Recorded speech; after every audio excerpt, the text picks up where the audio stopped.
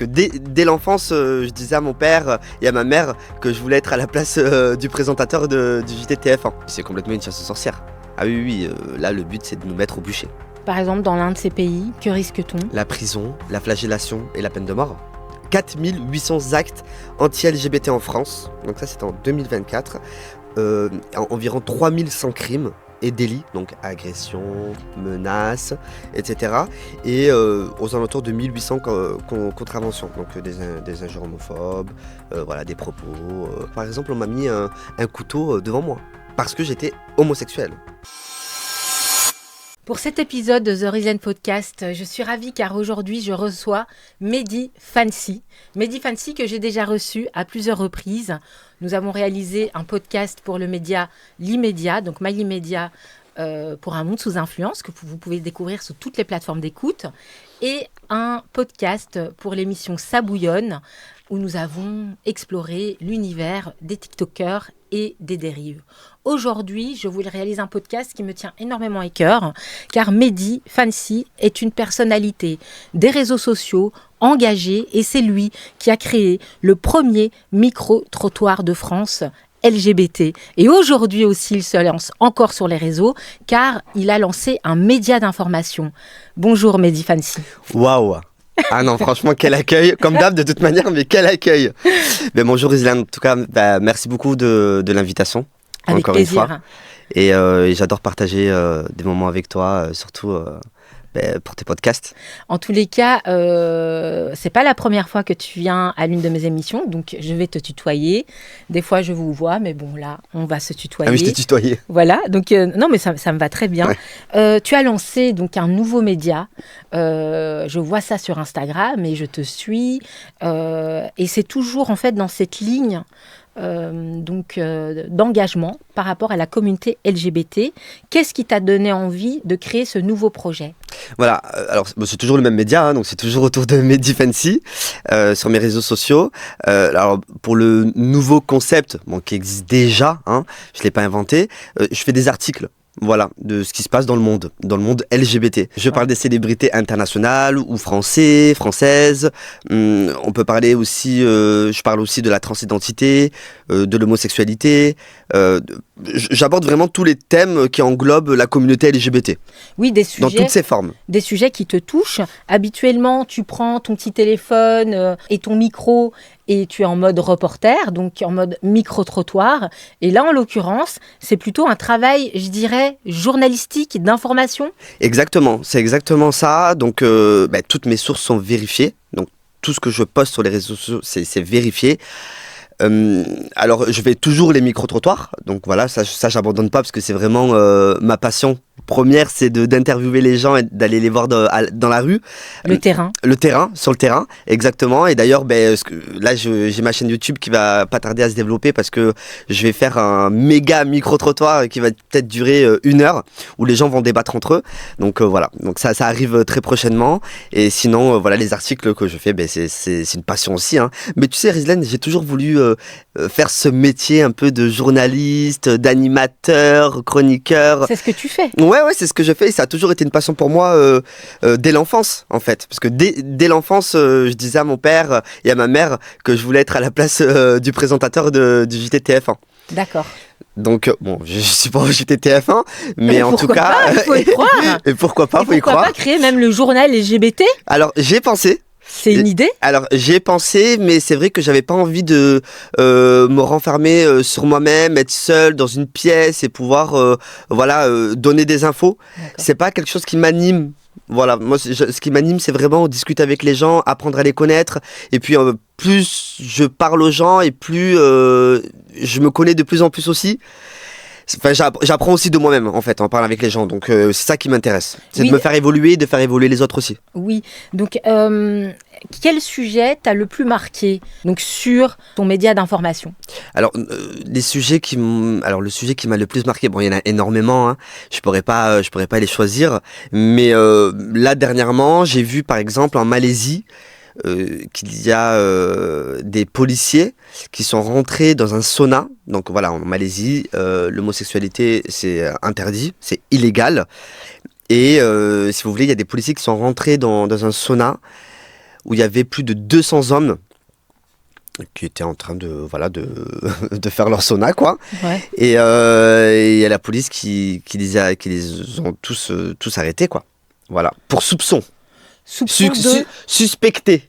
Ils ont suspecté. Donc c'est même pas sûr en plus. Voilà. Soupçon d'homosexualité. Soupçon d'homosexualité. Ça te choque? Ben ouais, parce que comment on peut être arrêté pour un soupçon? Alors, même si en homosexuel on ne doit pas être arrêté, hein, mais et encore moins quand on doit être suspecté, quoi. Enfin ouais, c'est pire. C'est pire parce que... Enfin, je pourrais même pas l'expliquer parce qu'en fait c'est incompréhensible. Comment on peut suspecter, comment on peut arrêter une personne de l'avoir suspecté d'avoir des relations entre hommes? C'est assez étrange quand même. Et donc pour toi c'est une chasse aux sorcières? Ah oui, c'est complètement une chasse aux sorcières. Ah oui, là le but c'est de nous mettre au bûcher, clairement. Donc voilà. Et malheureusement c'est les humains qui décident de d'autres humains. Donc et pourtant en plus c'est des pays qui sont quand même assez croyants. Donc où est la place de l'homme et où est la place de la croyance? Quels sont les pays les plus homophobes? Aujourd'hui les pays les plus homophobes, ce sont clairement ceux où être homosexuel peut te coûter ta liberté, voire ta vie. Donc il y a 64 pays où l'homosexualité est illégale. Voilà. Je pense à des pays comme l'Iran, le Yémen, l'Arabie Saoudite, l'Afghanistan, où la peine de mort est possible. Voilà. Donc, et puis, tu as d'autres pays comme le Sénégal, d'ailleurs. Il y a eu des polémiques. Voilà, il y a eu des polémiques il n'y a pas si longtemps que ça, où la peine de prison est passée de 5 ans à 10 ans pour homosexualité, ce qui est inhumain. Voilà. Est-ce qu'il y a des pays européens ou occidentaux où l'homosexualité est mal vue? Alors oui, dans certains pays, l'homosexualité est mal vue, mais alors là, il y a l'Union européenne justement qui a voulu, qui a créé une loi justement où par exemple ceux par exemple qui se sont mariés en France, peuvent reconnaître leur mariage dans tous les pays européens, même si les homosexuels du pays n'ont pas accès au mariage. Voilà, donc ça c'est sympa, mais par exemple il peut y avoir en Europe, c'est compliqué. Dans les 64 pays. L'Italie, dans les 64 pays. Alors ça concerne pas l'Union européenne. D'accord. Ça concerne plus, le Sénégal, plus le Moyen-Orient. Okay. Voilà, on est plus sur le Moyen-Orient. Ouais. Que risque-t-on, par exemple, dans l'un de ces pays? Que risque-t-on? La prison, la flagellation et la peine de mort. Donc on est encore au Moyen-Âge. Ah mais on est complètement encore au Moyen-Âge, complètement. Et ça me désole parce que la plupart de ces pays, c'est des pays qui sont croyants. Donc comment tu peux croire et enlever la vie d'une personne alors que c'est pas à toi de l'enlever? Et c'est ça que je trouve assez paradoxal déjà et assez mystique quand même. Hein. Et surtout en fait qu'il y a une jeunesse là-bas, il y a des jeunes qui font partie de la communauté LGBT. Est-ce que toi tu as déjà entendu des témoignages de ces personnes dans ces pays? Est-ce que dans tes recherches, est-ce que tu t'es déjà renseigné là-dessus? Ah oui, bien sûr. Moi j'ai déjà interviewé des personnes par exemple qui venaient du Sénégal ou d'autres pays africains. Donc oui. Pour eux, c'est très très compliqué. Ça m'est déjà arrivé de recevoir des mails aussi, des DM aussi, des messages privés où on me dit voilà, je suis lesbienne ou je suis homosexuelle et c'est très compliqué. J'aimerais qu'on m'aide à sortir de ce pays pour pouvoir vivre librement. Donc oui, bien sûr, ça peut m'arriver d'avoir des témoignages. Donc tu as eu des appels à l'aide? J'ai eu des appels à l'aide, ouais. Donc de personnes qui vivent à l'étranger. Dans des pays où l'homosexualité est condamnable. Complètement. Et du coup, ce que je fais, c'est que je leur réponds. Je peux pas les laisser comme ça. Et j'essaie de leur envoyer des associations ou des numéros à lesquels ils peuvent joindre. Bien sûr. Et je voulais dire à toutes les personnes qui nous écoutent, en aucun cas nous jugeons ces pays, les cultures de ces pays. Il y a de la beauté dans ces pays, il y a des cultures extraordinaires, une richesse extraordinaire. L'Afrique aujourd'hui aussi réalise des festivals, des événements. Il y a une jeunesse, il y a une diaspora. Mais c'est bien pour ça qu'il faut qu'on en parle. Parce que là, ce dont on parle, en fait, c'est d'un sujet qui est tabou. Ah, mais c'est un sujet qui est complètement tabou. Alors, moi-même, je suis africain. Voilà, je suis d'origine algérienne, marocaine. Donc voilà, j'ai aucun problème avec les pays africains. Je vais pas combattre les pays africains pour que ça divise le monde. On essaye de comprendre. Mais voilà, on essaye vraiment de comprendre comment un humain peut en arriver là. Et je pense même pas que ce soit une question de religion, en fait. C'est plus une question de mentalité. Donc... c'est tout un travail à faire en fait autour de la mentalité des personnes en fait. Et la mentalité fait mal. Et la mentalité fait très très mal. Et peut tuer. La mentalité peut tuer. C'est-à-dire la mentalité... tu sais, quand tu as une façon de penser qui n'est pas ouverte et qui t'enferme en fait dans un espace dans lequel tu as grandi, dans lequel tu as vécu, c'est compliqué de faire une introspection et de se dire que attends, c'est bizarre, pourquoi je pense comme ça, pourquoi, tu vois, se poser des questions. S'ils n'ont pas d'autres chemins, d'autres exemples. Ouais, d'autres exemples aussi pour pouvoir ouvrir leur mentalité. Donc ce qu'ils font, c'est qu'ils grandissent avec ça. Et ça reste de l'endoctrinement et par la suite, ça crée ce que ça crée, quoi. Exactement. Et toi, tu essayes de faire bouger ces mentalités. J'essaie de faire bouger ces mentalités. En plus, moi, je suis d'origine maghrébine aussi. Donc, c'est vrai qu'il y en a beaucoup au début qui étaient assez étonnés. Se dire, mais attends, mais comment ça se fait? J'ai même des messages en privé qu'on me dit, Mehdi, merci beaucoup. De nous représenter aussi, même si j'essaie vraiment de représenter tout le monde, parce que le but c'est pas de représenter une seule communauté, hein, bien évidemment. Donc voilà, oui, j'essaie en tout cas ma manière de faire ouvrir les mentalités et que les gens soient plus ouverts d'esprit, qui apprennent aussi à connaître la communauté LGBT parce que les gens ne la connaissent pas. Parce que le monde hétéro et le monde LGBT, c'est deux mondes qui sont complètement différents, à l'opposé, mais à la fois qui se rassemblent parce que on est tous pareils et une histoire d'amour, par exemple homosexuel, peut se retrouver dans un amour hétérosexuel et vice-versa. On vit tous les mêmes choses, sauf que on n'aime pas le même sexe. C'est la peur, tu penses? C'est la peur de l'inconnu, de l'autre. C'est la peur de l'inconnu, c'est le rejet. De toute façon, je pars du principe où, tu sais, l'homophobie, ça commence dès qu'il y a un rejet ou une discrimination. Basé sur l'orientation sexuelle, pardon. Donc ça peut être des insultes, des violences, refuser des droits, mais aussi des phrases du type « je respecte mais qu'il reste discret ». Et ça, c'est quelque chose qu'on me dit souvent, tu vois. Oui, je respecte, t'es comme tu es, tranquille, tu fais ce que tu veux. Alors, je vais parler un peu cru, tu fais ce que tu veux de ton cul. Donc déjà aussi, on nous sexualise, ce qui est très compliqué aussi, on est vite basé sur ça aussi, alors que non, pas du tout.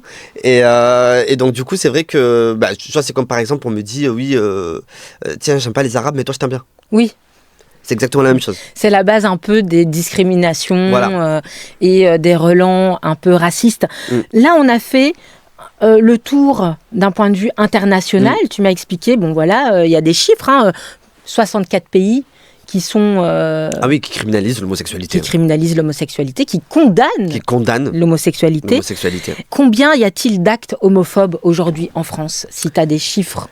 Alors, les actes homophobes aujourd'hui... Parce que j'ai vu que c'était en progression. Voilà, c'est en progression, mais les dates ne sont pas sorties encore. De 2025, si je dis pas de bêtises. Donc là, j'ai les chiffres de 2024. Donc les chiffres de 2024, il y a eu 4800 actes anti-LGBT en France. Donc ça, c'était en 2024. Environ 3100 crimes et délits, donc agression, menaces, etc. Et aux alentours de 1800 contraventions, donc des injures homophobes, voilà, des propos. Et attention, il n'y a pas des niveaux d'insultes. Il n'y a pas de petites insultes et de grosses insultes pour être condamné et avoir une contravention pour homophobie. Hein. Voilà, ça m'intéresse en fait. Et puis déjà, à partir de quel moment on est homophobe? Est-ce que par exemple des termes, excuse-moi, mais je l'ai dit parce qu'il y a une époque... on traitait les homosexuels de pédés, de tafioles, je sais pas, et j'en passe. Voilà, ça. Pédale. Ouais, Pédale aussi, ouais. Voilà. Il y a même un film qui s'appelle Pédale douce. Ah, ça, je savais pas. Il y a un film qui s'appelle Pédale. Alors, à quel moment on est homophobe? Waouh, à quel moment on est homophobe? Comme je le disais, on est homophobe en fait quand ça commence, dès qu'il commence à avoir un rejet. Voilà, une discrimination. C'est-à-dire que, comme je disais tout à l'heure, tiens, d'habitude, j'aime pas les gays, mais toi, je t'aime bien. Oui. Tu vois? Mais pourquoi? Déjà, pourquoi tu me lies à mon orientation sexuelle? C'est à partir du moment où on te lie à ton orientation sexuelle que là, ça commence à devenir homophobe. Parce qu'on te voit pas à travers ta personne, on te voit à travers ta sexualité. Mais sauf que ça ne te regarde pas de ce que je suis, de qui je suis. C'est personnel. C'est personnel, c'est intime pour certaines personnes. D'autres sont assez libérés pour dire ce qu'ils sont, voilà, librement. Mais à partir du moment où on te voit comme une orientation sexuelle plus qu'une personne, là, ça commence à devenir un peu bizarre. Et dans la vie de tous les jours, qu'est-ce qui pourrait être homophobe pour toi? Par exemple, dans une journée de Mehdi Fancy, est-ce que ça t'arrive dans la journée d'avoir des relents homophobes, des remarques homophobes? Alors honnêtement, non. J'ai pas forcément... alors dans la rue, non. Je reçois pas forcément d'homophobie, d'insultes ou quoi que ce soit. Oui, t'as pas l'impression de vivre de la discrimination quotidienne. Non, après peut-être parce que je suis sur Paris. C'est pas pareil. Alors que si par exemple, j'étais sur Toulouse il y a pas très longtemps, tu vois le regard des gens. Tu le vois. Tu sais que y en a, tu sais, ils peuvent se douter. Donc, encore moi, on va dire, dans la rue, on peut pas forcément se douter, même si être efféminé ou avoir des manières ne dit pas que tu es homosexuel. Mais les gens, en tout cas, c'est le raccourci qu'ils font. Voilà. C'est très subtil ce qu'on dit, parce que c'est vrai, on peut être très efféminé et être hétérosexuel. Bien sûr, moi j'en connais. Voilà, ou même des femmes peuvent être très masculines. Et être hétérosexuel. Oui, bien sûr, j'en ai connu. Donc, mais tu sais, par exemple, les émos. Tu sais que c'est un peu gothique, tu sais qu'ils mettent du maquillage, voilà, ils mettent du crayon noir, etc. Du vernis. Il y en a qui pensent que, par exemple, qu'ils sont homosexuels parce que, voilà, ils ont une certaine démarche, mais alors que non, moi j'en ai connu, ils étaient tout simplement hétéros, même j'ai connu des gens qui étaient hyper efféminés, ils étaient hétéros, qui sortaient même en boîte de nuit gay, dans des boîtes de nuit gay, mais qui étaient hétéros. Tout ça parce qu'en fait, ils voulaient juste passer un bon moment, passer une bonne soirée, et puis voilà, et ça veut pas dire que la personne est curieuse. C'est pas parce qu'un hétérosexuel va rentrer, par exemple, dans un club, qu'elle est curieuse, dans un club gay, que tout de suite, ah ben tiens, lui il est détournable. Non. Pas du tout. Donc, je pense qu'en fait, il n'y a pas assez de pédagogie autour de ça, en fait. Et on parlait toujours de l'homophobie. Et à quel moment c'est condamnable? Qu'est-ce qu'on risque quand une personne fait un acte homophobe? Qu'est-ce qu'elle risque? Alors, qu'est-ce qu'elle risque? Elle peut risquer des amendes.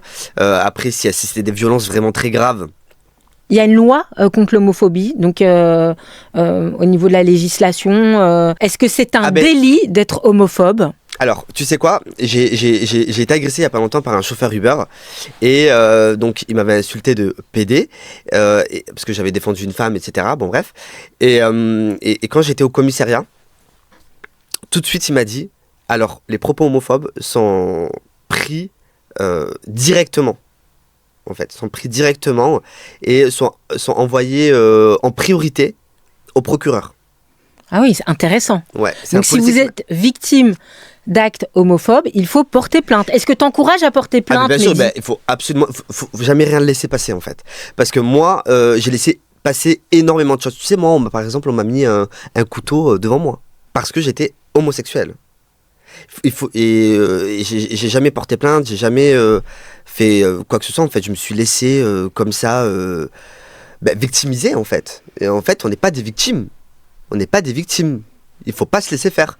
Donc, s'il y a un problème, si tu reçois une quelconque homophobie ou même une agression verbale, parce qu'une agression, c'est pas que physique, c'est aussi verbal. Il faut pas se laisser faire. Il faut aller tout de suite aller au commissariat, porter plainte, essayer d'avoir des preuves aussi, parce que c'est toujours mieux d'avoir des preuves. Parce que si t'as pas de preuves, malheureusement, parfois, ça peut être parole contre parole. Même si je trouve que on nous croit quand même. On nous croit. Mais et puis ça fait un signalement. Voilà, ça fait un signalement. Il faut pas se laisser faire parce que si on se laisse faire, la justice va être trop laxiste et va laisser les choses de côté. Alors que si on est une masse à porter plainte, je pense que là, l'État va vraiment voir qu'il y a un réel problème. Et c'est là où je pense où les lois vont encore plus durcir. Donc ce qui est intéressant, c'est qu'on voit que les policiers t'ont pris en considération et qui t'ont pas pris de haut. Parce que souvent, on entend des personnes qui vont porter plainte dans certaines violences, dans les cas de viol, que des fois les policiers expliquent que ne considèrent pas forcément les victimes. Et là, en l'occurrence, aujourd'hui, on voit en tous les cas en France, que les mentalités changent. Est-ce que pour toi, en France, en tant que jeune personne issue de cette communauté et qui sensibilise, est-ce que tu as l'impression que les mentalités changent par rapport à l'homosexualité ? Ah bah oui, les mentalités ont complètement changé. Moi, je vais faire 33 ans là. Je me souviens, il y a 20 ans en arrière, c'était impossible d'être qui je suis. Impossible. Je me faisais insulter tous les jours, que ce soit au collège, donc que ce soit à l'école, que ce soit dehors. Et malheureusement, ça a été aussi même au sein de ma famille, de ma propre famille. Donc oui, c'était très difficile, c'est très compliqué à l'époque. Alors qu'à l'heure d'aujourd'hui, il y a plus de représentation déjà LGBT à la télévision. Donc ce qui fait que les gens ne se sentent pas rejetés. Les gens voient qu'il y a des gens qui sont comme eux, que ce soit transgenres. Bon, on n'en voit pas énormément, mais voilà, on en voit par exemple dans les séries, dans les films, on voit des transgenres, des homosexuels, on en voit énormément à la télévision maintenant, que ce soit Jarry, Christophe Beaugrand, Olivier Mine, voilà, il y en a Frédéric Lopez, Laurent Ruquier. c'est quand même... Le taulier, le papa. Le pape. Vrai, c'est vrai, c'est le patron pour moi. Oui. Voilà, c'est le patron. Donc voilà, qui a aidé aussi à la visibilité. Qui a aidé énormément de gens à la visibilité, qui a donné aussi beaucoup de force à certains chroniqueurs LGBT au sein de ces émissions, et ça c'est quelque chose d'incroyable, et je pense qu'au début c'était le seul à l'avoir fait. Donc oui, les mentalités ont énormément changé, et puis même les jeunes d'aujourd'hui. Moi j'ai travaillé en boîte de nuit pendant quelques années, c'était souvent des jeunes de 19-20 ans. Ce n'est plus du tout la même mentalité d'il y a 20 ans. Voilà, les gens, les homosexuels à l'heure d'aujourd'hui, je trouve qu'on est quand même insérés maintenant dans la société. Voilà, moi je ne me sens pas en tout cas rejeté, en tout cas dans les grandes villes. Après, peut-être que dans les campagnes où c'est plus difficile, il y a moins de monde, tout le monde se connaît, il faut se cacher. C'est une autre mentalité. T'as déjà eu ce genre de témoignage ? Dans les campagnes, même des agriculteurs, il doit y avoir des agriculteurs aussi homosexuels. Alors, j'ai jamais eu d'agriculteurs, mais oui, j'ai déjà eu des témoignages de jeunes, oui, qui vivaient dans une campagne, et ils ont dû quitter leur ville parce que c'était trop compliqué pour eux. Même, ils pouvaient pas s'inscrire à une application de rencontre parce qu'ils avaient peur de se faire voir. Non, oui, bien sûr, ça existe. Il ne faut pas les oublier, parce qu'il y a énormément de gens qui oublient les gens qui vivent en campagne, dans des petites villes. Et c'est là où ça craint énormément. Quel conseil tu pourrais donner à ces personnes qui se sentent isolées, qui ne sont pas dans des grandes villes, par exemple, pour pouvoir s'émanciper, parce que là on parle vraiment d'émancipation, pour pouvoir libérer leurs paroles? Est-ce qu'il y a des plateformes, des numéros de téléphone qui permettent de se confier, Alors moi, ce que je leur conseille... de témoigner? Moi, ce que je leur conseille, c'est, alors déjà pour les mineurs, parce qu'il n'y a pas que les majeurs, il y a aussi les mineurs, ne prenez pas de risques. ça ne sert à rien. Je sais que c'est difficile de se cacher parce que je l'ai vécu aussi. Restez le plus discret possible jusqu'à votre majorité et après vous pouvez vous émanciper vers une autre ville à laquelle vous pourrez vivre votre vie librement. Vous avez par exemple vous avez SOS homophobie, Stop homophobie, vous avez des associations qui peuvent vous aider justement à partir de là où vous êtes. Et ça, c'est important, il faut le dire, parce qu'ils aident aussi pour les logements. Aussi. Parce qu'il y en a beaucoup aussi qui se font virer, jeter de chez eux. Voilà. Moi, j'ai connu une personne, elle s'est pendue dans sa maison. C'était la maison de ses parents. J'ai connu une personne comme ça qui s'est pendue. Parce que, en fait, il n'acceptait plus d'être homosexuel. Il n'y arrivait plus. Il n'y arrivait plus parce que il se sentait rejeté. Et il ne faut pas en arriver là, en fait. Il ne faut pas en arriver à se ôter la vie. Parce que la vie est belle, la vie vaut la peine d'être vécue, et la vie ne s'arrête pas à ce que vous vivez à l'instant T. Il y a un après aussi. C'est pas parce que tu vis un moment difficile sur le moment qu'il va y avoir un moment difficile le lendemain. C'est faux. Et il vivait où, cette personne ? Alors, je sais pas si je peux le dire. Ah. Non, mais je veux dire, elle vivait dans des grandes villes où elle était... Non, alors, la personne justement qui s'est ôté la vie, elle vivait dans une grande ville, mais elle venait d'arriver. Donc, je sais pas exactement d'où il venait, je me souviens plus trop, parce que c'était il y a très longtemps. En tous les cas, voilà, mais il s'est suicidé. Ouais. Parce que, voilà. Dans le jardin. Ouais, il a mis une corde et voilà. Ça, c'est vraiment les désastres de l'homophobie, en fait. Ah oui, c'est complètement le désastre de l'homophobie. Et en plus, tu sais, quand tu t'acceptes pas aussi, quand tu sais que tu l'es, mais que tu ne te l'avoues pas, t'as un genre de déni, en fait, qui s'active dans ton cerveau. Et du coup, ce qui fait que... tu rejettes ça. Tu te rejettes, en fait. Tu sais, cette personne, par exemple, ça m'est arrivé de la croiser. Et en fait, il était en couple avec un mec, voilà, il était en couple avec un mec.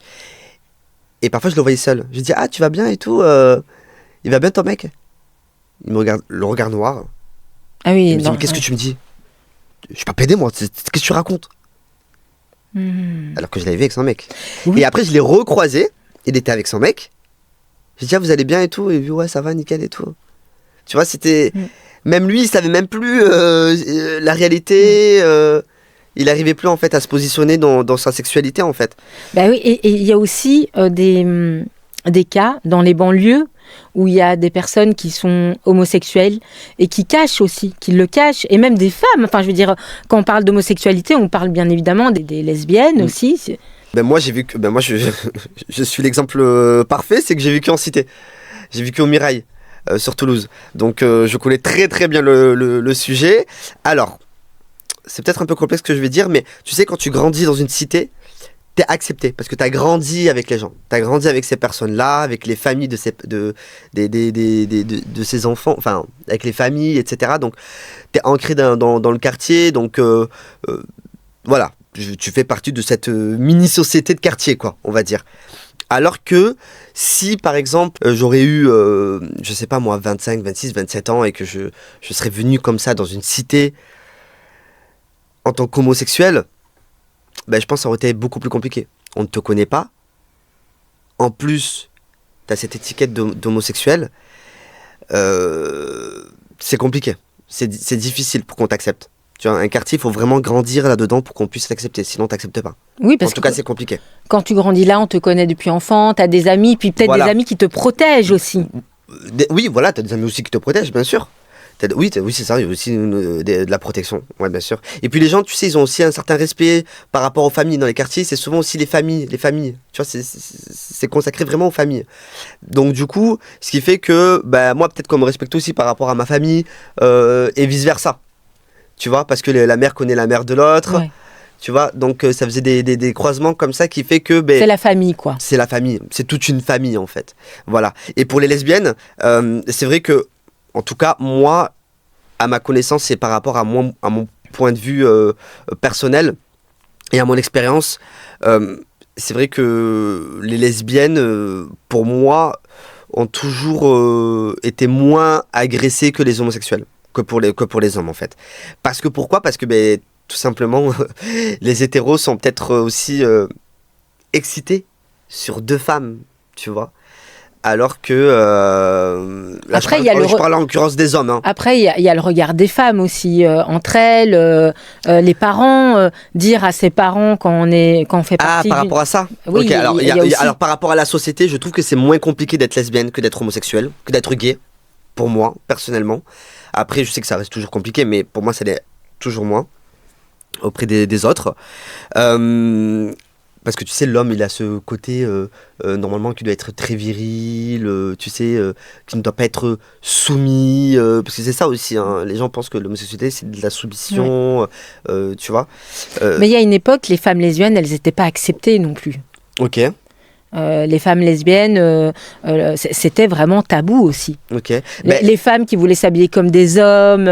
Tu vois, par exemple, Muriel Robin, il me semble qu'elle avait dit dans une interview que le fait qu'elle soit lesbienne, mais qu'elle avait eu moins de films.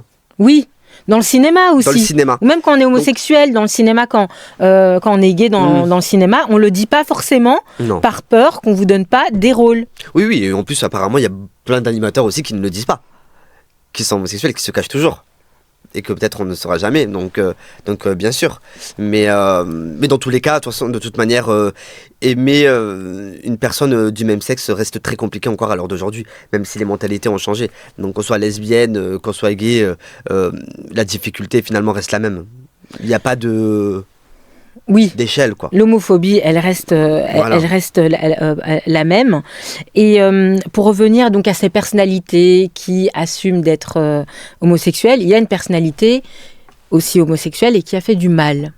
Ah, je sais de qui tu vas me parler, ouais. Eh bien, c'est de Morandini, qui est resté à l'antenne pendant... pendant toute son affaire judiciaire.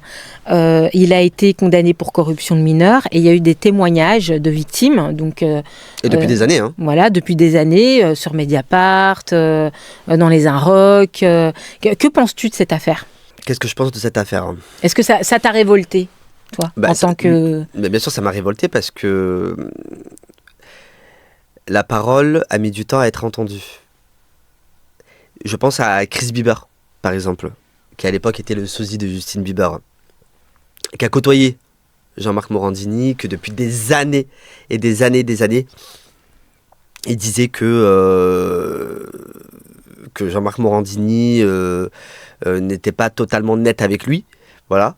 Apparemment, il devait, d'après ses dires, hein, quand il y a eu un casting ou, par exemple, quand il était invité chez Jean-Marc Morandini, où je crois qu'ils étaient dans une salle, voilà, il devait se déshabiller, se mettre tout nu, comme s'il y avait, par exemple, du chantage un peu sexuel, mais lui, il était jeune, donc il se rendait pas forcément compte aussi à ce moment-là de ce qu'il se passait.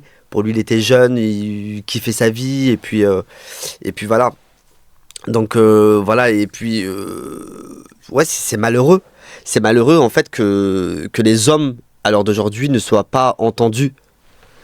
Alors déjà c'est compliqué aussi pour les femmes, même si maintenant avec le mouvement MeToo ça commence vraiment à évoluer. Du coup la voix des femmes maintenant porte, hein.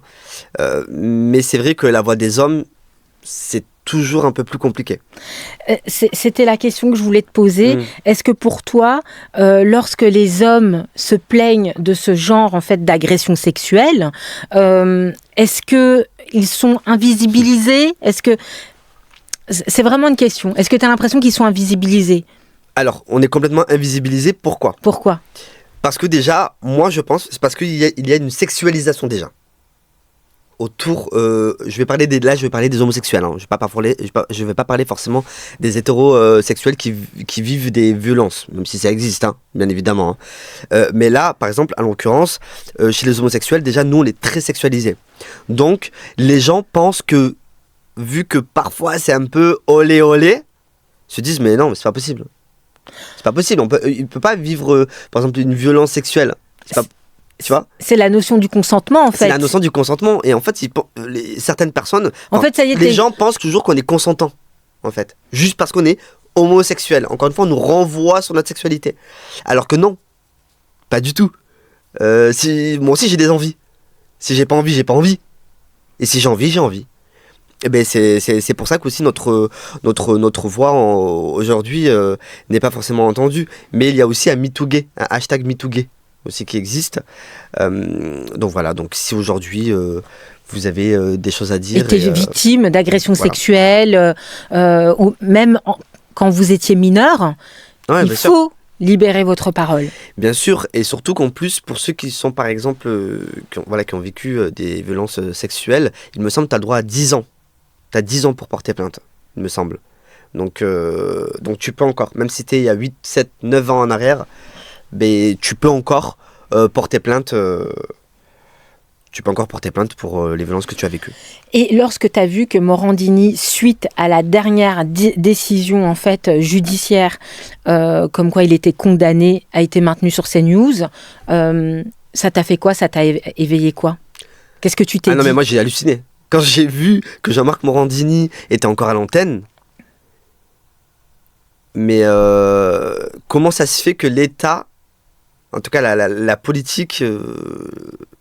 comment ça se fait que les politiciens en fait ne sont pas intervenus?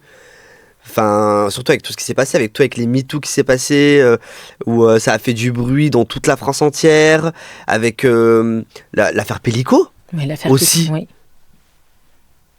C'est quand même, avec l'affaire Pellico, comment à l'heure d'aujourd'hui tu en arrives à laisser Jean-Marc Morandini sur CNews? En tout cas, il y a eu beaucoup de mobilisation. D'ailleurs, moi, je me suis unfollow parce qu'en fait, il s'était abonné à moi sur les réseaux sociaux, Jean-Marc Morandini, mais moi, je m'étais abonné à lui aussi il y a longtemps. Mais du coup, je me suis complètement désabonné de lui. Il était hors de question que je suive une personne comme ça. C'est impossible. Impossible.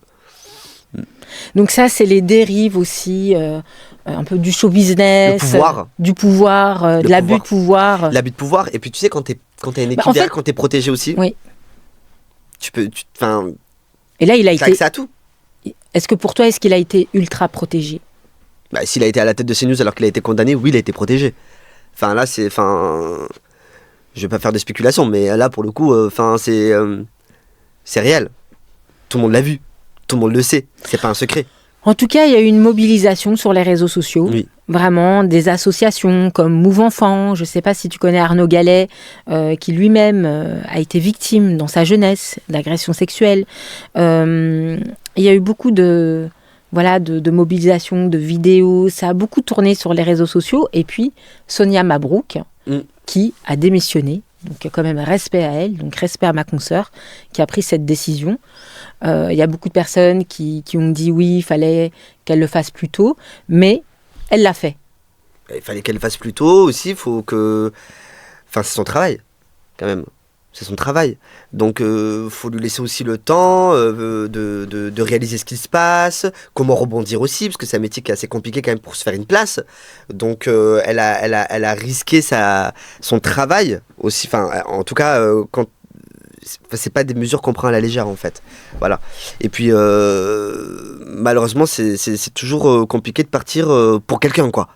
Enfin je suis désolé, tu vois. Tu pars ton travail pour quelqu'un alors qu'il ne doit pas être à l'antenne. Est-ce que c'est difficile quand on fait partie de la communauté LGBT de témoigner ou de dire qu'on a été discriminé? Est-ce que c'est difficile de porter plainte Est-ce qu'ils osent porter plainte? Bah non. Non, parce qu'en fait, on a l'impression que c'est pas quelque chose de grave. C'est vrai que, enfin, en tout cas, pour ma part, j'ai grandi avec une habitude d'être insulté, d'être insulté par rapport à mon orientation. Donc c'est vrai que pour moi, c'est devenu une banalité en fait, c'est devenu normal. Et sauf qu'au fil du temps, il y a des lois qui ont changé, il y a des lois qui ont grandi, et du coup maintenant il y a des choses qu'on peut faire qu'avant on ne pouvait pas faire. Avant on pouvait parler, non, maintenant on peut parler alors qu'avant on ne pouvait pas le faire. Donc c'est vrai que maintenant moi, j'ose porter plainte, mais c'est vrai que c'est encore compliqué d'aller au commissariat de dire oui bonjour on m'a insulté PD. Bon, je fais confiance à la police, mais tu sais, parfois aussi, tu peux aller porter plainte et tu sais pas sur qui tu tombes et la personne ne peut ne pas le prendre aussi. Mais toi, tu conseilles que si dans la rue on t'insulte, par exemple de PD, est-ce que tu leur conseilles d'aller porter plainte? Alors, oui, bien évidemment, Oui, pas de porter plainte, mais avec des insultes qui peuvent être anecdotiques.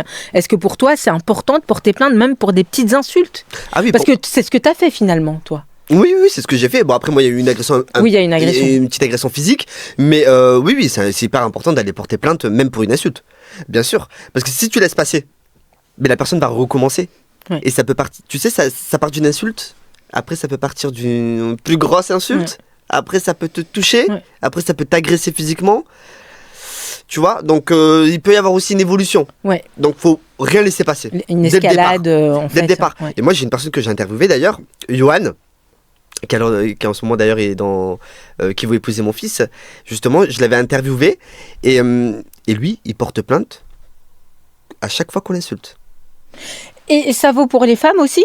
Si on traite de pute, de salope. Bah oui, il faut le faire, bien sûr. Bah ça reste une insulte.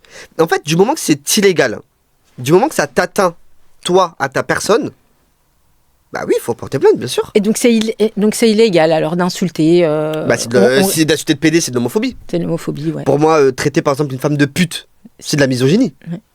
C'est ça? Ou C'est du de la misogynie. sexisme. Du sexisme. Voilà, oui, c'est du sexisme.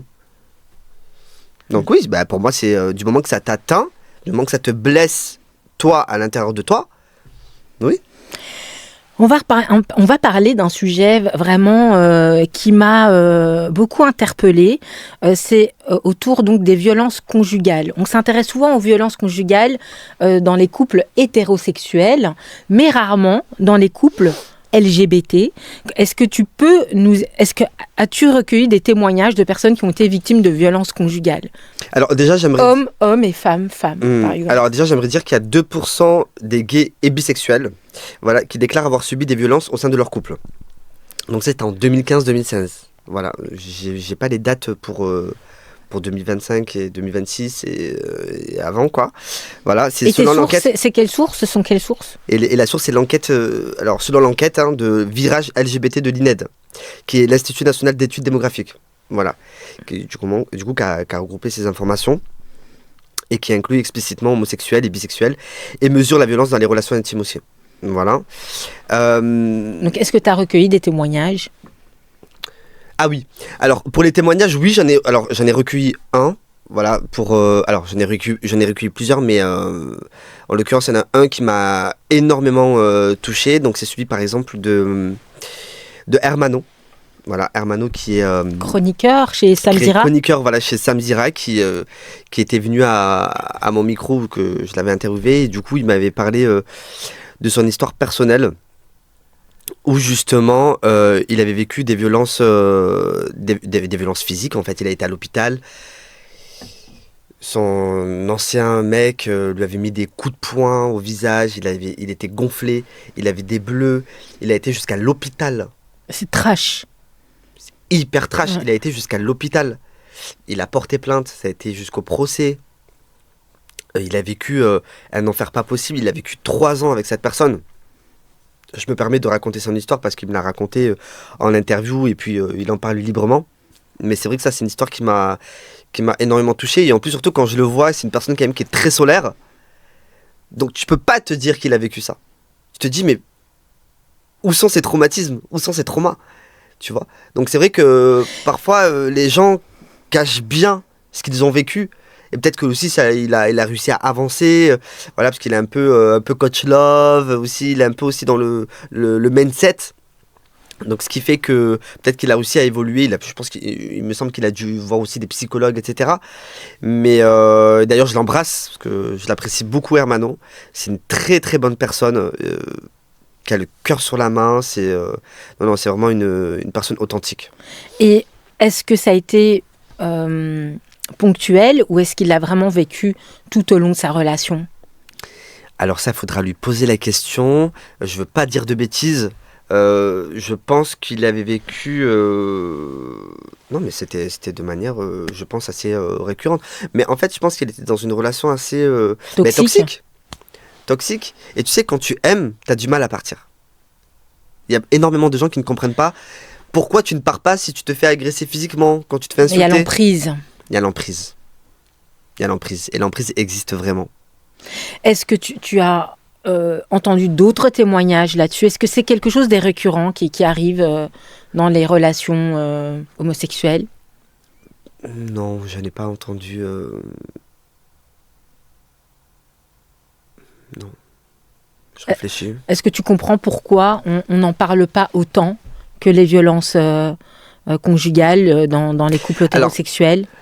Alors, je pense que, en fait, c'est quand deux hommes. En fait, quand c'est une relation homosexuelle, je pense que c'est compliqué d'aller porter plainte aussi, parce que tu as cette honte. En tant qu'homme. En tant qu'homme, tu as l'ego de l'homme et tu as cette virilité qui en prend un coup, en fait. Donc, du coup, c'est vrai que aller au commissariat de dire, déjà, je suis homosexuel, c'est déjà la première étape qu'il faut dire. Voilà. Et souvent, tu as souvent honte de le dire. De deux, après, je vais pas parler au nom de tout le monde, mais en tout cas, moi, ça a été mon cas. Enfin, même si j'ai pas vécu de violence extra-conjugale, mais voilà. Mais c'est vrai que quand tu vas au commissariat, c'est vrai que tu essaies d'avoir cette assurance de dire oui, je suis gay. Tu veux prouver un peu, parce qu'en fait, t'es un peu gêné, t'as un peu honte de le dire. Donc, je pense que c'est plus pour ça. Je pense que c'est plus pour Toi, ça. tu ressens encore cette honte-là? Franchement, ouais. Avec tout ce que tu fais, tout le travail que tu fais? Ouais. De ouf. C'est ouf, hein. Ouais. Je suis toujours encore un peu gêné.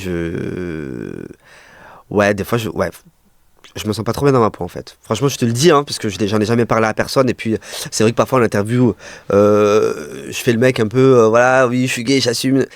Bah, je pense que j'ai encore du mal à m'assumer. J'arrive pas à passer le cap. C'est vrai que je rencontre jamais personne, déjà. Donc voilà, c'est compliqué. Mais Dans quel sens tu rencontres jamais personne? mais je fais jamais de date ou tu sais, ou quand si je me fais draguer, ben tu sais, T'es un peu solitaire? ouais, très solitaire.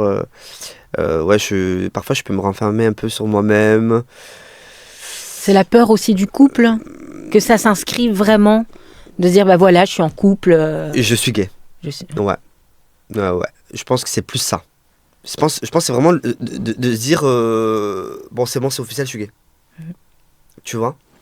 Je suis pas dans le déni, hein. Mais je sais ce que j'aime, mais et ce qui m'attire. Mais je sais pas, j'arrive pas encore à avancer sur ça. J'arrive pas. Je me pose toujours des questions. Et j'essaie de vivre avec. C'est pas une maladie, hein. J'essaie de vivre avec, mais c'est vrai que c'est compliqué. Puis tu sais, les gens t'acceptent. Mais tu sais qu'au fond, ça les dégoûte. Tu sais? Donc, tu sais, toi, on t'accepte, mais chez nous, on n'accepterait pas. On t'accepte parce que tu fais pas partie de notre famille. Tu vois ce que je veux te dire? T'as pas le même sang que moi. Tu vois? Donc, ouais, c'est compliqué. Moi, je le vois. Et puis, tu sais, il y a des regards qui ne trompent pas. Il y a des regards qui ne trompent pas. Je sais que il y a des gens, ben voilà, que je sais qu'ils m'acceptent, mais ils m'acceptent parce que c'est moi. Mais ils l'accepteraient pas au sein de leur propre famille ou chez eux, tu vois. Ça, je sais très bien. Et après, voilà. Et t'en parles un peu à certains amis Non, jamais. de ce sentiment, de cette sensation? Non, jamais. Non, jamais, parce qu'en fait, je sais pas, c'est trop compliqué. Après, j'ai vu une psy, hein, pour ça aussi, hein. J'ai vu une psychologue, etc. Mais c'est compliqué de s'assumer, surtout quand t'as grandi. Je sais même pas. Quand t'as grandi dans une cité, c'est ça? Quand t'as grandi, comme tu m'expliquais Ouais, enfin, en fait, c'est compliqué enfin, je sais même pas comment expliquer. En fait, c'est dans ma tête. En fait, c'est comme, si je peux me permettre, après peut-être que je me trompe, est-ce que ce serait pas une sorte de dissociation entre ce que tu montres au monde sur les réseaux Ouais. et la réalité de ce que tu ressens au quotidien? Ouais. C'est clairement ça, en fait. C'est comme s'il y avait deux Mehdi. En fait, tu vois, c'est comme s'il y avait le Mehdi réseaux sociaux, voilà, qui aide les autres, qui aide. En fait, je pense que j'aide parce que j'aurais aimé qu'on m'aide aussi, à mon tour. Et donc, du coup, je fais ce que j'aurais aimé qu'on me fasse aussi, en fait. Voilà, en fait, je pense que je viens d'avoir trouvé le petit truc. Je pense que c'est pour ça aussi que... Et c'est pour ça que, tu vois, je te dis souvent en interview que j'apprends des autres. Tu vois. Ben, c'est pour m'aider aussi à grandir, à évoluer et à m'accepter, en fait. Mais, ouais, j'ai encore du mal à m'accepter, hein. C'est étrange, hein. D'autant que enfin, je veux dire, quand on te voit, on voit que tu es vraiment, que tu assumes ta vie, ce que tu fais, voilà. J'ai du mal, alors, j'ai du mal à dire le mot gay sur moi. Tu vois, Quel mot tu préfères? Est-ce que... Ben, tu vois, par exemple, quand je parle avec une personne, si on me demande, par exemple, t'es en couple, est-ce que je vois quelqu'un en ce moment, etc., parce que ça peut arriver, tu sais, quand il y a des conversations, je vais dire, oui, j'ai vu une personne. Je vais pas dire, j'ai vu un mec. Tu vois. Je vais dire, oui, j'ai vu une personne, tu sais, j'ai fait un date avec une personne. Tiens, j'aime trop cette personne. Tu vois, Parce que t'as peur du regard de la personne. Ouais. Tu fais attention. Je me cache sans me cacher. Tu te dissimules. Ouais, je me dissimule, voilà, c'est ça. Oui, mais c'est quand même... pour être accepté, en fait. C'est quand même dingue de se dire que... Et c'est pour ça que ce podcast, je pense, est essentiel, parce que tu as dit des choses que tu n'avais jamais dites auparavant. Non. Et ton témoignage prouve qu'à cause de l'homophobie, eh bien, des personnes même qui donnent la voix à la communauté LGBT, eh bien, ont le besoin, enfin, c'est même pas le besoin, c'est que pensent qu'il faut se dissimuler pour être accepté. C'est exactement ça. Et ouais, aujourd'hui, j'ai l'impression que, ouais, à l'heure d'aujourd'hui, j'ai l'impression que je dois encore me dissimuler pour être accepté. Je parle jamais de ma vie sexuelle. Je parle jamais de ma vie sexuelle à mes amis, mais vraiment jamais, pour le coup. Alors qu'eux, ils m'ont parlé, tu sais, ça peut arriver. Oui, parce qu'il y a des gays qui assument, enfin, je veux dire, dans la communauté LGBT, il y a des personnes qui assument pleinement le fait d'être gay. Mais tu sais, même entre gays, j'en parle pas. Jamais. Tu vois, même si par exemple j'ai un ami gay, je vais jamais parler de ma vie sexuelle. Oui, c'est de la pudeur. C'est de la pudeur. Alors déjà, j'ai de la pudeur aussi. Il y a de la pudeur aussi, mais j'ai du mal à. Tu sais, les gens ils s'imaginent beaucoup de choses quand tu leur parles ou déjà ne serait-ce que quand ils te voient. Tu vois, ils s'imaginent beaucoup de choses dans une sexualité, surtout en plus à l'heure d'aujourd'hui maintenant avec tout ce qui se passe. Tu sais, on parle beaucoup aussi du chemsex. Oui. On parle du chemsex, on parle. Tu sais, donc ils ont des images aussi. Très dénigrante sur la communauté LGBT, tu vois. Donc, du coup, parce que c'est l'image en fait qu'on leur véhicule aussi à longueur de journée. Donc, je peux même pas leur en vouloir parce que finalement, ils se font endoctriner par certains médias qui vont parler que de ça et qui ne montrent pas aussi le beau côté des choses. Oui, après, de la communauté LGBT, tu vois, parce que tout le monde est différent et on est des personnes. On n'est même pas, tu vois. Donc voilà. Et c'est pour ça aussi que j'en parle pas et que j'ai du mal à dire ce que je suis parce que je connais déjà, en fait, l'image que la personne va me donner, en fait. Donc je bloque tout ça, en fait. Je veux pas qu'une personne se fasse une image sexuelle sur moi, en fait. Tu vois. Oui, qui projette des choses. Ouais, qui projette des choses qu'en plus peut-être qu'ils ne sont pas forcément le cas, tu vois. Donc, tu sais, la sexualité aussi, c'est un gros débat aussi. Hein. Ouais. C'est un très gros débat. Hein. C'est un très gros débat. Parce que, est-ce que... Et surtout, c'est un très gros débat, surtout dans la communauté LGBT. Tu vois, c'est-à-dire mais parce que déjà, on est énormément sexualisé déjà auprès des autres. Oui, ça revient souvent, on se sexualise aussi, nous. Entre vous. Entre nous. Comment ? Tu vois, comment ? Les boîtes de nuit. Il y a des boîtes de nuit où il y a par exemple des backrooms. Ouais. Tu vois, les backrooms, c'est des pièces noires. Pour ceux qui ne connaissent pas, c'est des pièces noires où il peut y avoir des pratiques, des pratiques sexuelles entre eux, mais c'est une pièce noire. Personne ne se voit. Tu vois, c'est hyper dangereux. C'est hyper dangereux. Il n'y a pas de caméra, il n'y a pas de charte à signer. Voilà, tu sais pas qui te touche. Donc tu peux rentrer avec une personne, mais tu peux te faire toucher par une autre personne. Donc du coup, c'est pas... Enfin, le consentement est un peu perdu dans cette pièce noire, tu vois. Et vous en parlez de ça C'est tabou. C'est tabou. Mais je pense qu'il y a dû y avoir aussi des dérives dans ces backrooms. Ah oui, mais, Donc, il y a alors, dû- mais tu sais quoi, j'ai travaillé dans une boîte de nuit sur Toulouse, qui n'existe plus maintenant, mais bien sûr, il y a eu énormément de problèmes. Énormément. Quel genre de dérives? Des attouchements, des vols aussi, parce qu'il y a des gens qui peuvent te faire croire. Donc ils vont te dire, oui, viens avec moi, on va dans la backroom, on va se passer des choses et tout. Le mec, il va lui baisser son pantalon et hop, il lui fait des poches. Tu vois, ça peut être du vol, des attouchements, tout ce qui peut se passer, mais dans une pièce noire. Des viols? Des viols aussi. Donc c'est pour ça que moi, alors peut-être qu'il y en a qui vont pas aimer ce que je vais dire, mais pour moi, je suis totalement contre les backrooms. Totalement contre. Si tu veux faire des choses, c'est pas dans une boîte de nuit.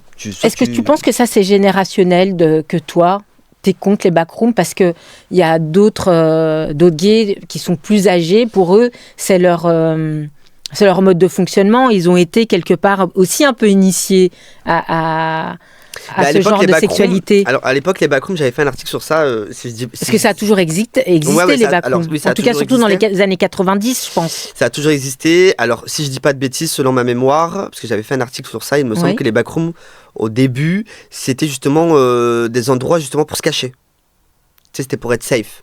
Tu vois, parce qu'à l'époque, voilà, on n'acceptait pas les trans, les gays, etc. Donc du coup, c'était plus pour un endroit pour se cacher, voilà, pour être en intimité avec chacun, pour ne pas être à la regard de tout le monde. Ok. Donc ça a une histoire, les backrooms. Ça vient pas comme ça du jour au lendemain. Donc ça a vraiment une histoire. Mais à l'heure d'aujourd'hui, maintenant, en vrai, on peut ne plus se cacher. On peut ne plus se cacher, d'accord ? Et pour faire des pratiques intimes, on peut ne pas le faire. Enfin, c'est dans une boîte de nuit. Hein. Il y a l'alcool qui rentre en jeu. Hein. Il peut y avoir de la drogue. La drogue, ouais. Tu vois ? Donc, c'est pas safe du tout. Pas du tout safe. Mais on voit vraiment que ça te révolte même. Est-ce que tu as entendu des témoignages vraiment qui... Alors, franchement, j'ai pas entendu des témoignages, mais en fait, c'est quelque chose qui me révolte, parce que c'est quelque chose, en fait, qui me touche, moi, personnellement, parce que c'est ça aussi qui augmente... les préjugés. Les préjugés, en fait, tu vois. Et sauf que... ouais, voilà, c'est ça qui augmente les préjugés, et c'est pour ça aussi que je me dis qu'on est hyper sexualisé, parce que aussi on se sexualise nous-mêmes. Donc faut pas se plaindre le fait qu'on soit sexualisé alors que nous-mêmes on peut le faire aussi à côté. Est-ce que tu veux pas dire aussi que en fait les couples homosexuels peuvent avoir une sexualité normale et pas forcément une sexualité déviante? Oui, bien sûr. Et puis, de toute façon, exactement ça, parce qu'en fait, c'est personnel la sexualité. Il y a des lieux pour. Par exemple, chez les hétérosexuels, tu verras jamais, par exemple, une backroom dans une boîte de nuit. Il peut y avoir des. Alors, t'as des clubs échangistes. C'est pas une boîte de nuit. Ouais. C'est des clubs échangistes. T'as du son aussi, hein. Des fois ils font. Oui, mais c'est pas une boîte de nuit à proprement parler. Je suis jamais allé, hein. Ouais. C'est pas une boîte de nuit à proprement parler. Un club échangiste, de base, tu sais pourquoi tu y vas. Une boîte de nuit, tu y vas de base pour faire la fête. Tu peux pécho. Je te dis pas de pas embrasser, voilà, tu peux dragouiller. Comme tout le monde, on est des êtres humains. On s'attire, voilà. Mais c'est vrai que la pratique sexuelle, elle doit se faire dans un lieu encadré. Voilà, je peux pas dire mieux. Les backrooms, ce n'est pas un lieu encadré. Voilà. C'est juste une pièce noire. Tiens, vous vous êtes trouvés là, venez, on va... allez-y, là, vous avez une petite pièce noire là-bas si vous voulez faire vos petits délires. Non, en fait. C'est pas encadré. Il faut se protéger, tu vois, il y a plein de trucs aussi comme ça, tu vois. Il faut mettre des préservatifs, je sais pas. Moi, je pense que ça devrait être interdit, personnellement. Eh bien, Mehdi Fancy, on va terminer le podcast. Et donc, je vais te demander de regarder la caméra et de passer ton message donc sur l'homophobie. Voilà, sur le podcast. Ou si tu as encore des conseils à donner. Si vous avez vécu une quelconque agression, une insulte, ou bien si vous n'arrivez pas aussi à vous accepter comme vous êtes, et que vous avez du mal à avancer dans votre vie, il existe des associations qui peuvent vous aider comme SOS Homophobie, Stop Homophobie et plein d'autres associations qui pourront vous aider à aller mieux. Voilà, il y a des numéros qui existent et je pense que Rizlan va mettre les numéros. Il y a, vous n'êtes pas seul. vous n'êtes pas seul. Maintenant, à l'heure d'aujourd'hui, il y a énormément de représentations. Et si aujourd'hui, vous n'arrivez pas à avancer, à bouger de chez vous, parce que vous êtes dans un endroit quand même assez dangereux et que vous ne pouvez pas le dire et que vous ne pouvez pas vous accepter comme vous êtes, soyez juste patient. La patience, comme on dit, a ses vertus. Donc, soyez juste patient. Et un jour, vous vous sentirez libre, comme je l'ai été aussi. Voilà. Donc, ne vous renfermez pas sur vous-même. Il y a juste le temps qui pourra régler ce genre de problème. Voilà. Eh bien, Mehdi Fancy, merci. Et aussi, si vous êtes victime d'agressions sexuelles ou d'insultes, allez porter plainte, comme Mehdi l'a fait. Retrouvez ce podcast sur YouTube et bientôt toutes les plateformes d'écoute. Merci et à bientôt.